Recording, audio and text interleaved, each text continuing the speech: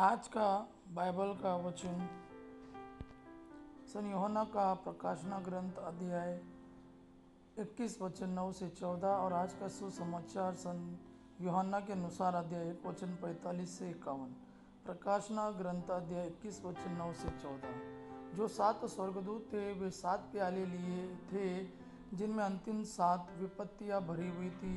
उनमें से एक ने मेरे पास आकर कहा, आइए मैं आपको दुल्हन मेमने की पत्नी के दर्शन कराऊंगा। मैं आत्मा से आविष्ट हो गया और स्वर्गदूत ने मुझे एक विशाल तथा ऊंचे पर्वत पर ले जाकर पवित्र नगर यरूशलेम दिखाया।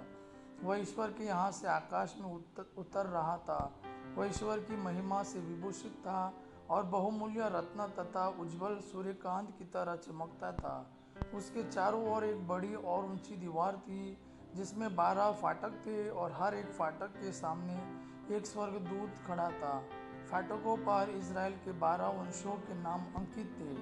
पूर्व की ओर 3, उत्तर की ओर 3, पश्चिम की ओर 3 और दक्षिण की ओर 3 फाटक थे।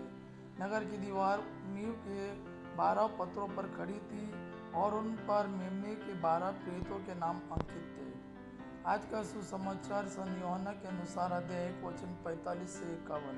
फिलिप नतनएल से मिला और बोला, मूसा ने संहिता में और नबियों ने जिनके विषय में लिखा है वही हमें मिल गए हैं। वह नाजरत निवासी यूसुफ के पुत्र ईसा है। नतनएल ने उत्तर दिया, क्या नाजरत से भी कोई अच्छी चीज़ आ सकती है?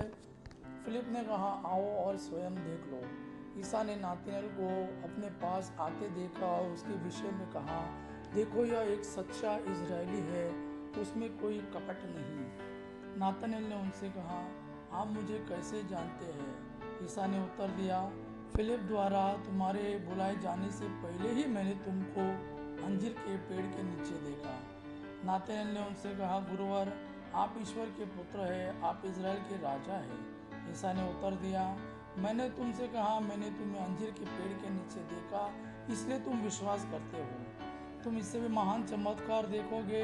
ईसा ने उससे यह भी कहा, मैं तुमसे यह कहता हूँ, तुम स्वर्ग को खुला हुआ और ईश्वर के दूतों को मानव पुत्र के ऊपर उतरते चढ़ते हुए देखोगे। यह प्रभु का वाणी है। प्रभु को धन्यवाद। अब्बा पिता की महिमा और पुत्र यीशु का प्रेम आप पर सदा सर्वदा बना रहे। आमीन।